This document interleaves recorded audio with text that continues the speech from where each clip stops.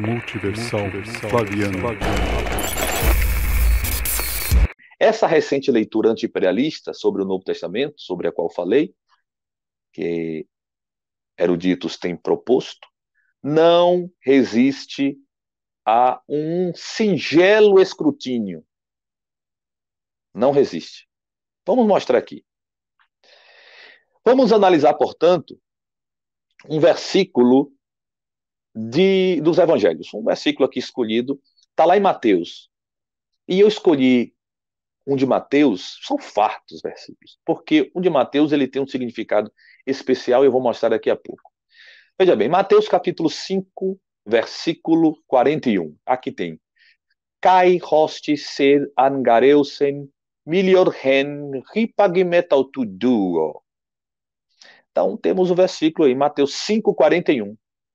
E cai, aqui uma conjunção copulativa, coordenada aditiva, nosso i, mas também hostes,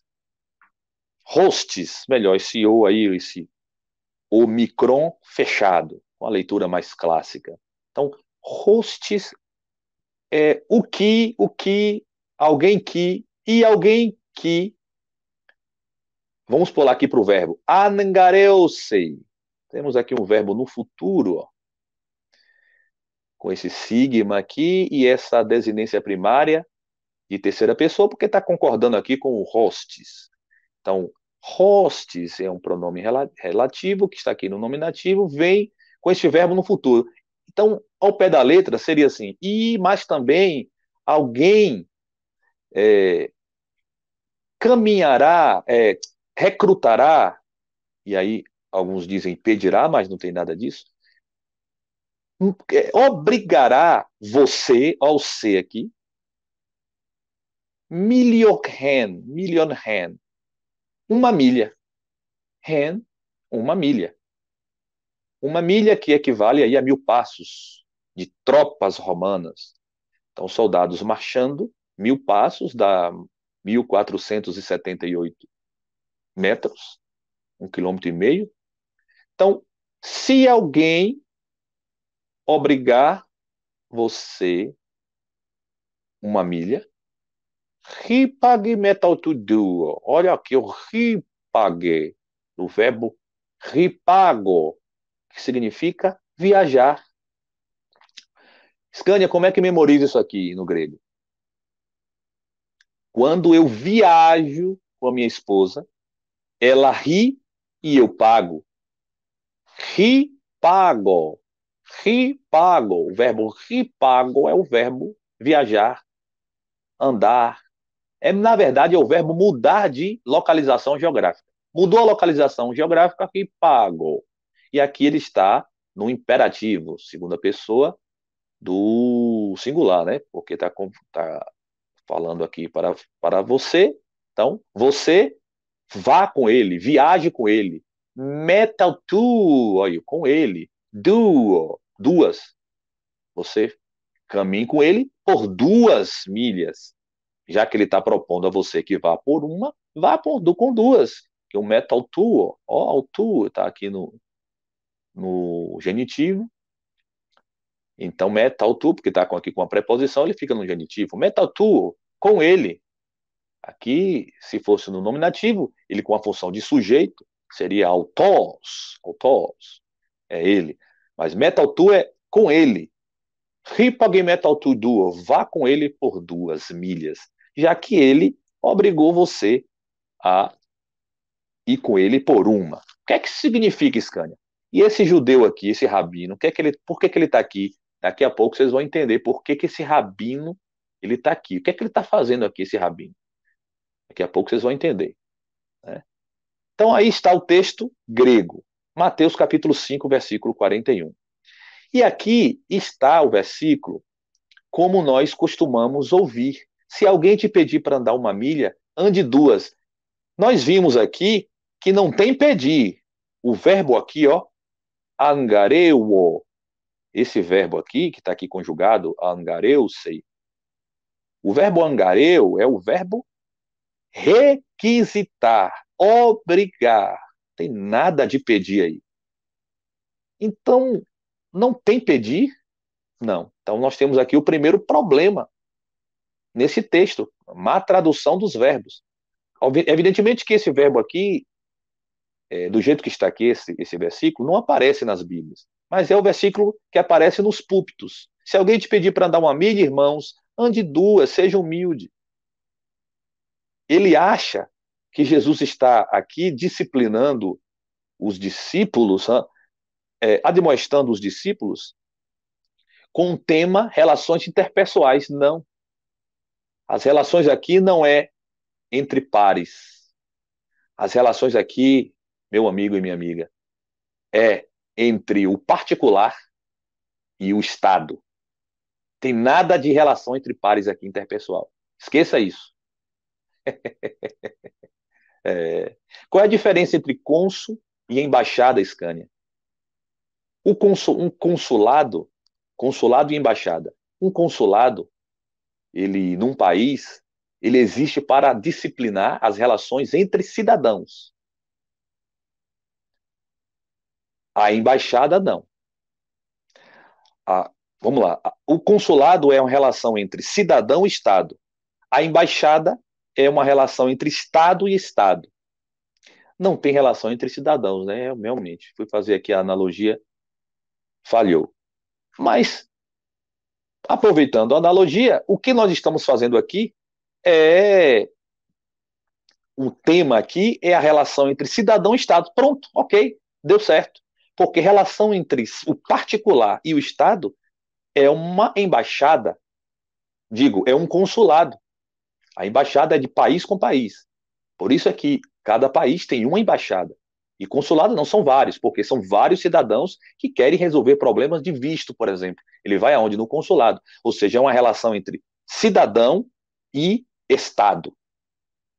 Você pede ao Estado, você está lá em Portugal, você vai lá na embaixada, você vai, digo, no consulado, para pegar, resolver os seus problemas do seu visto.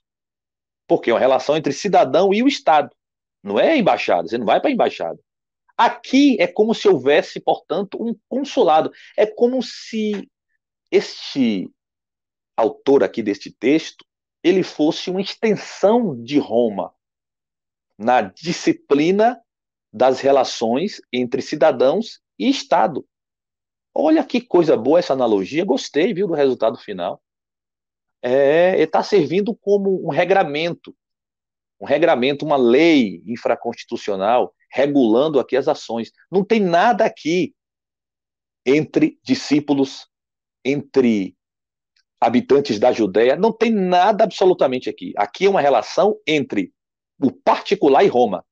É por isso que é utilizado o verbo aqui, ó, angareuo. Vamos para frente, olha o verbo aí. Dois gamas aqui, o gama duplicado, geminado. Então, o primeiro fica nasalizado. Angareu. Olha aqui um ditongo, gareu. No ditongo, o acento vem na segunda vogal, mas é lido como se estivesse na primeira.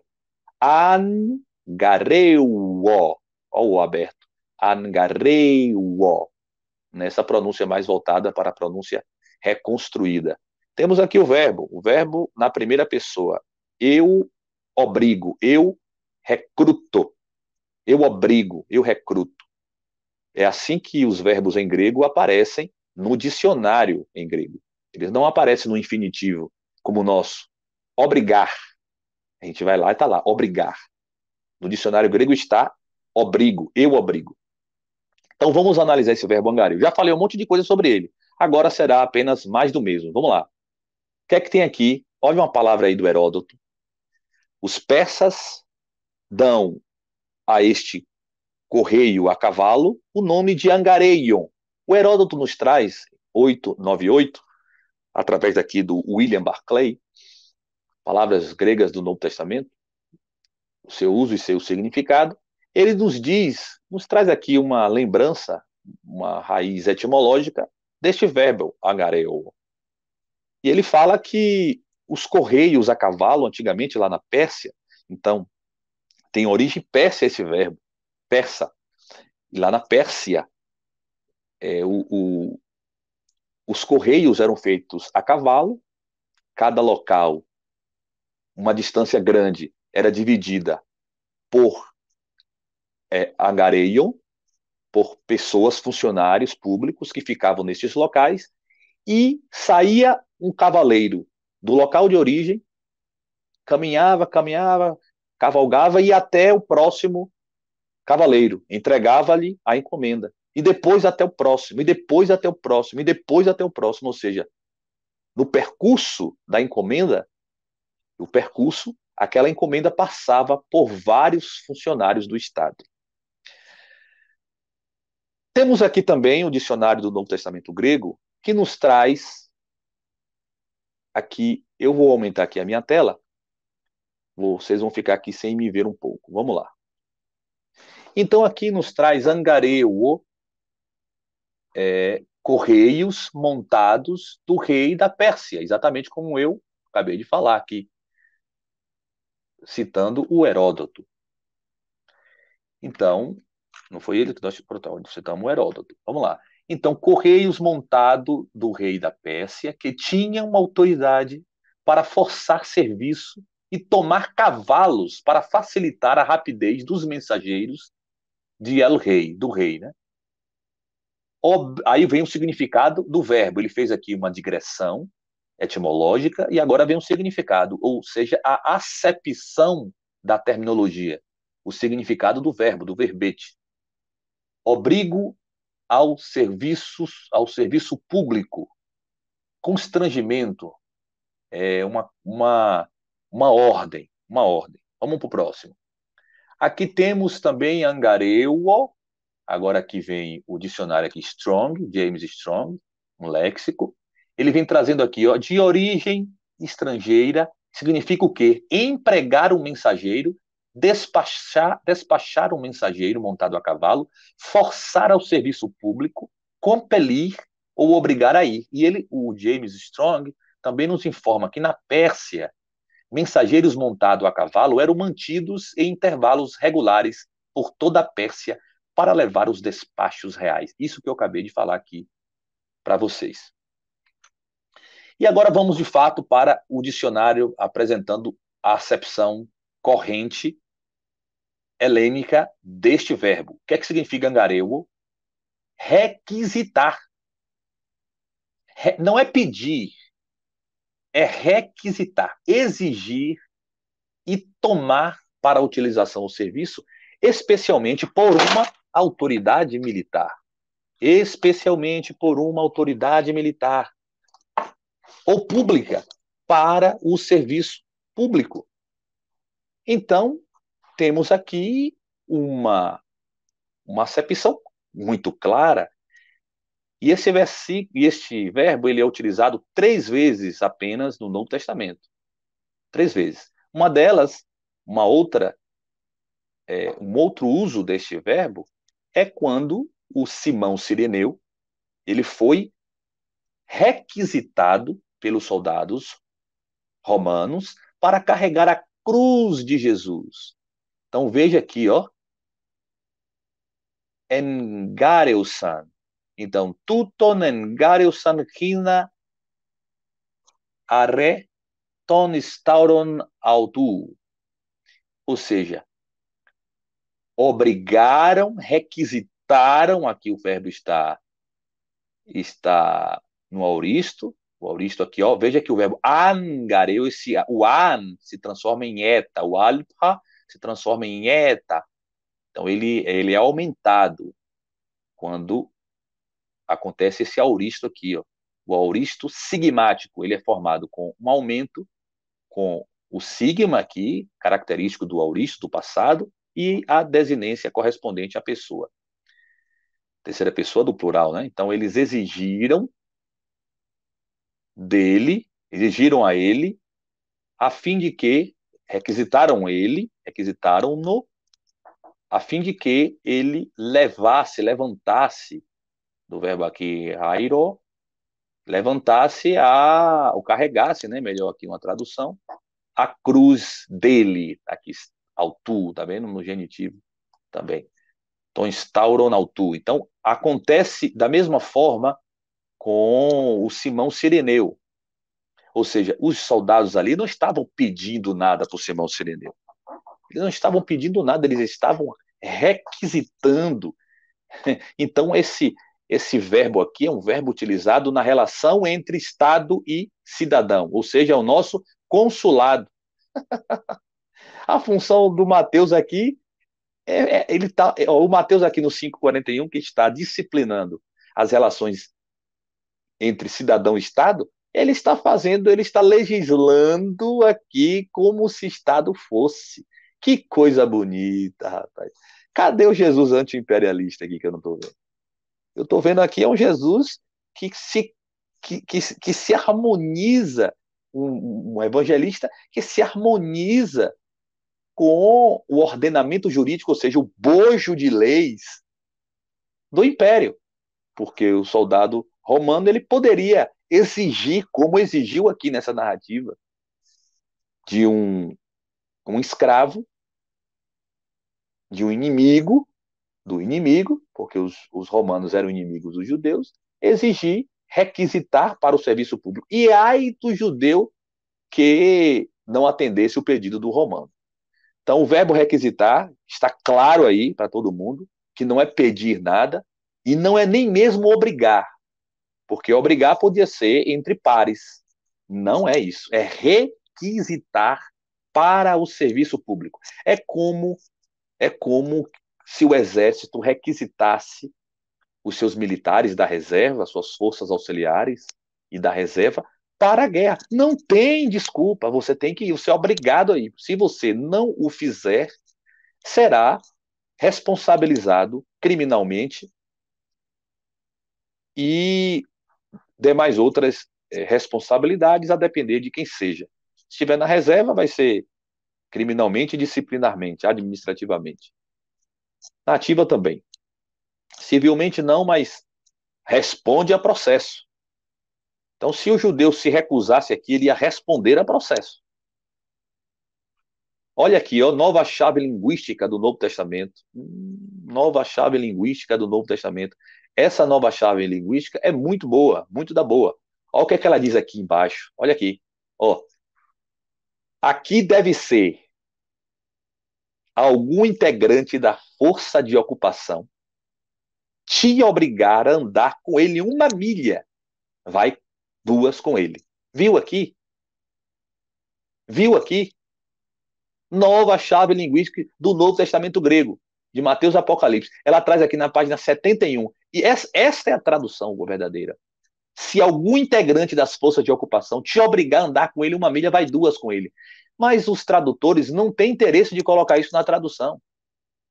O verbo, este verbo utilizado aí, é que comanda que o sujeito dele, ou seja, quem está pedindo, quem está exigindo, quem está obrigando, seja Roma, já que estamos dentro, no contexto do Império Romano.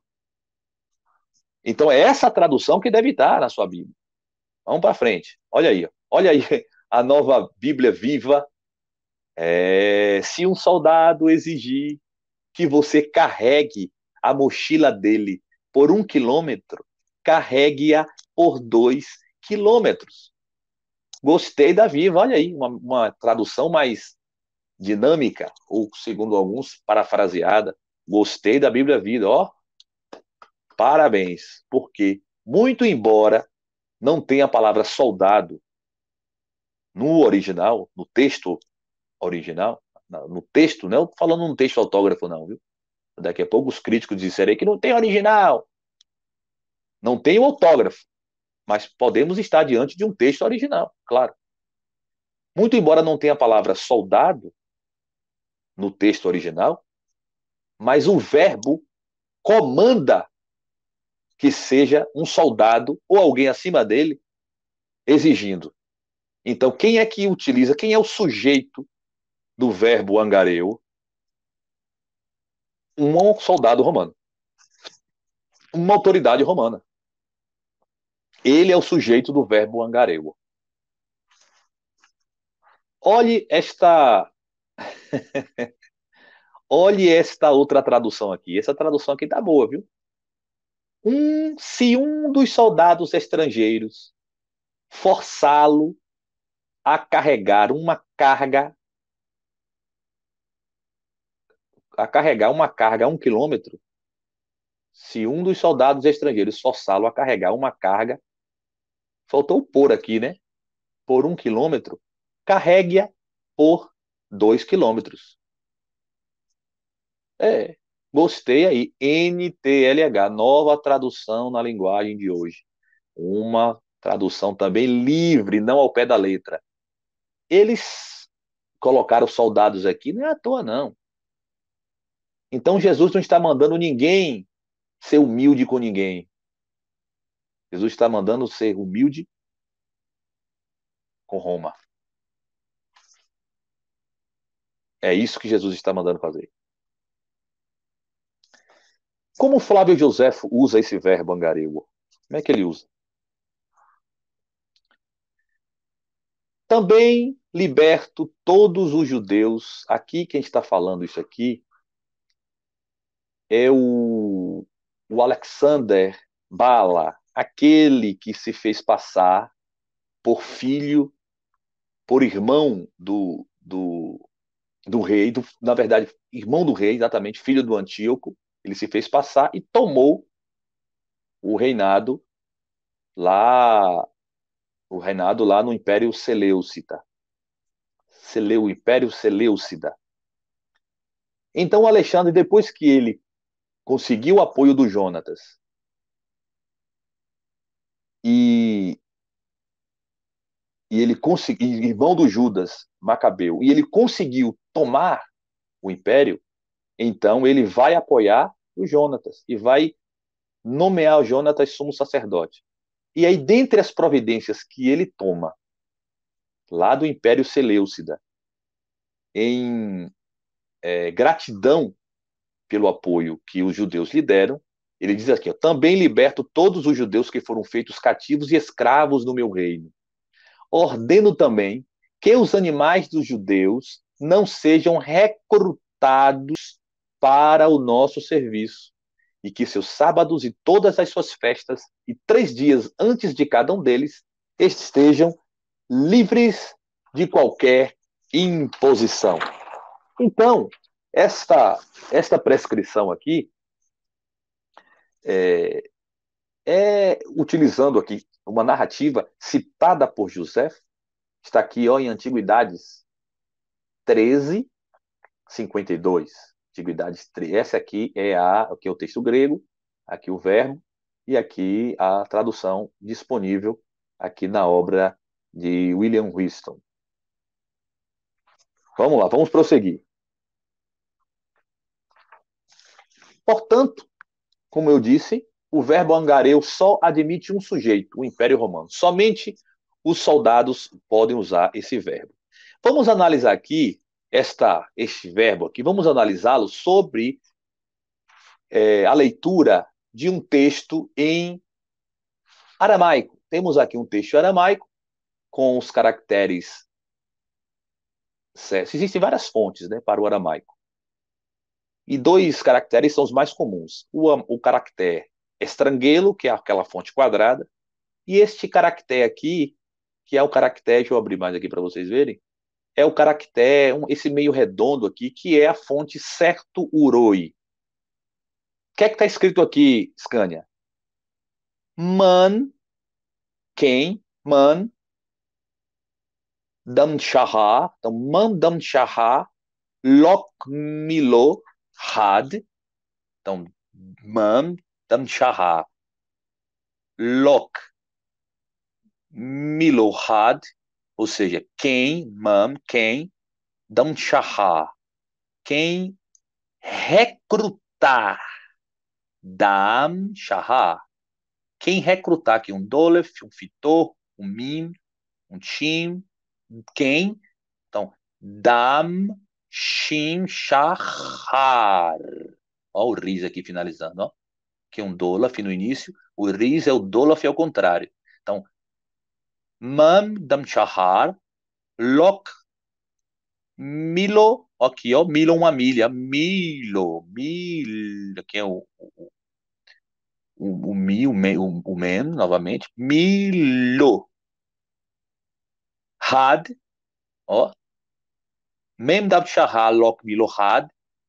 Quem recrutar por milha uma, por uma milha. Zel, zel, va, lamer, lamer, com, treina. Ou num final aqui, ou num sofi. Treina. Então, vá com ele, é claro, né? Por duas. Caminhe por duas. É isso que está aí. Agora, vamos ver aqui o que é que esse dicionário aqui, ó, do Paynes Metz, fala desse verbo. Vamos ver. Esse verbo aqui, ó, shahar, lá no início, shahar, porque aqui é a raiz. Aqui na segunda acepção, ele diz aqui, ó, obrigar ao serviço forçado, recrutar para o serviço forçado, compelir, obrigar.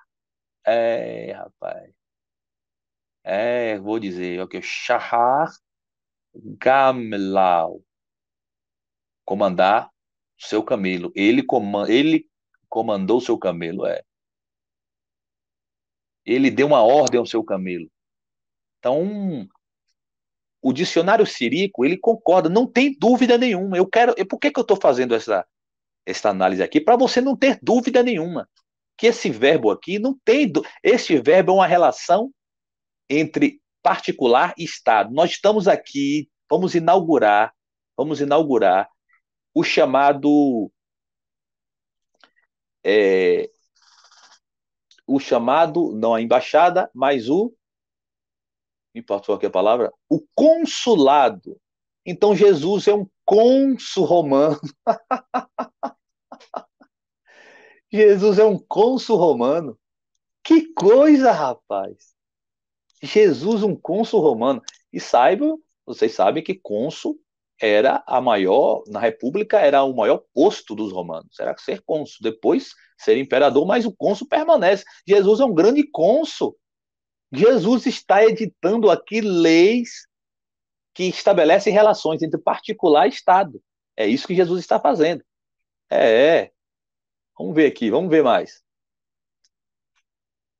Vamos lá. Olha Roma aí, ó. Roma é objeto do contexto dessas instruções.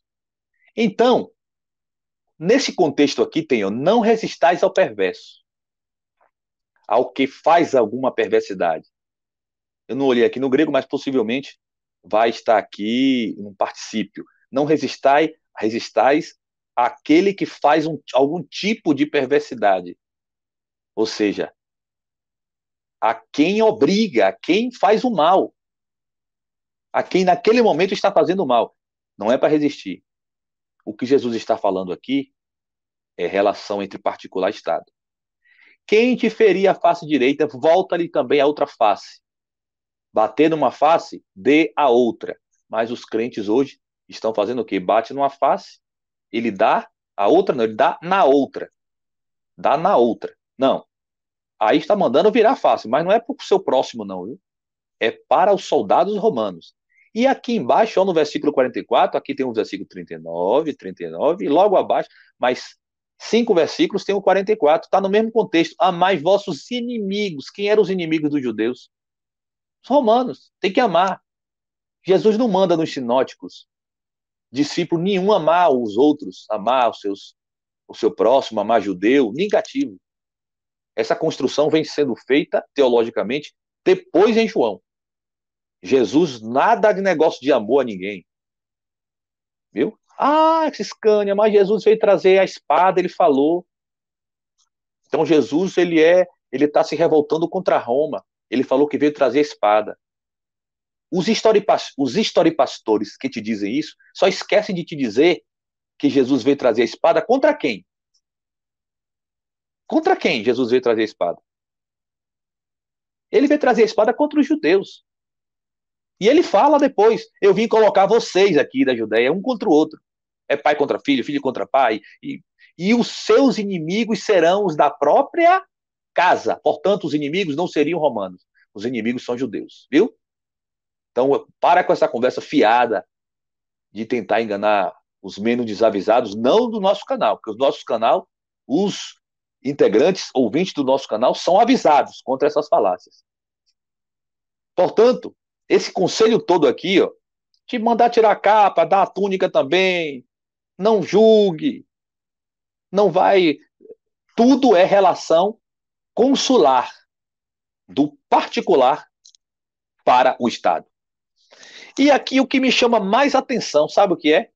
Qual é o objetivo do autor de Mateus? É escrever para judeu. E obedecer a soldado romano não está nem em Marcos nem em Lucas. Tá, está encontrado aqui no texto grego de Mateus. Ou seja, é para romano isso? Não é não, meu amigo, é para judeu. O romano é sabido. O romano usa uma cultura antiga que está causando problema para eles, coloca um vírus na cultura que é Jesus e bagunça com tudo. Tenta confundir a mente dos judeus que estavam na dispersão. Porque depois da guerra, o Vespasiano continuou intentando os seus esforços para aplacar o povo judeu. E quem não sabe, eu sou descendente de judeu. Meu nome é Emanuel. Não é Scania, não. Scania é um nome artístico, porque canto também. Roberto Scania. Canto músicas românticas. Alguém me disse que tu andas novamente. É. Então tem uma banda, faço serestas, faço shows românticos. Por causa do meu pai, que era o cantor, que tinha o nome Roberto Scania. Um dia eu fui fazer um show, logo ainda quando adolescente, ele já tinha morrido. Eu não tinha nome artístico, meu pai já não estava mais presente, então eu sugeri à casa de shows que fizesse um anúncio com o nome Roberto Scania. E de lá para cá ficou Roberto Scania. Então, Scania. Portanto, eu sou judeu. Meu nome é Francisco Emanuel. E eu sei que esses intentos que estavam no Messias romano é, foram intentos para depreciar, detrair o povo judeu. É por isso que muitos, como Hitler, utilizaram a Bíblia, os princípios neotestamentários, que a todo momento é Jesus rebaixando o povo judeu. E aí vem o livro de Mateus, escrito para judeus, no contexto judaico, e traz uma pérola dessa. Obedeça os soldados, viu? E aqui eu trago uma informação para vocês aqui, ó. Roman mileposts, ou milestones, que são aquelas estacas no chão. A cada 1000 passos, a cada milha, nós temos uma estaca. Eram os marcos romanos. Olha aí. Esse marco aí, miliário, é o marco de uma milha. Está no Capitólio de Roma, lá no Monte Capitolino, onde Roma se iniciou, começou a construção de Roma. Ele é o marco zero de todas as estradas. E olha que interessante, quantos marcos romanos existiam na Judéia, naquela região de Judéia e Galileia, antes da guerra? Quantos? Porque, a depender do tipo de pesquisa que se for feita aí, se esse tema for um tema muito presente na época dos Flavianos e não nas épocas anteriores da dinastia Júlio-Claudiana, se esse tema for um tema muito forte, mais uma razão para datarmos estes livros como pós-guerra. E o que a gente encontra lá na Judéia parece ser marcos romanos, mas não somente isso. Olha o que está escrito aqui, ó. Vespasiano aqui no marco. Ó. Oh, no milepost. Vespasiano, ou seja, marcos da época de Flaviana. Aqui está na estrada Acre-Antioquia, perto de Arzib. Marco com o nome de Vespasiano. Interessante isso aí, viu? Muito interessante. Olha o que é que diz aqui. Qualquer que qualquer um podia ser obrigado a levar a bagagem do exército a uma certa distância. Qualquer um podia ser obrigado a executar o que os ocupantes lhe obrigavam, como foi no caso de Simão de Cirene, tá vendo? Então,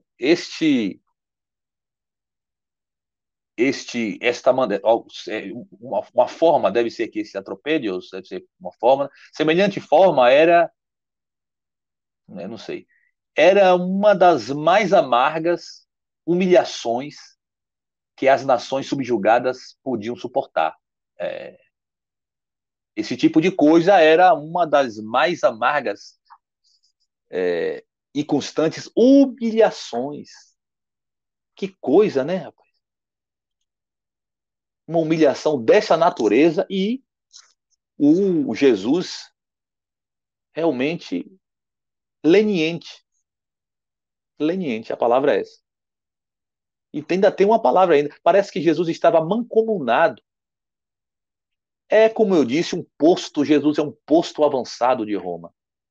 Ele é um cônsul. Está trabalhando num consulado. Flaviana. O Novo Testamento Em seu verdadeiro contexto.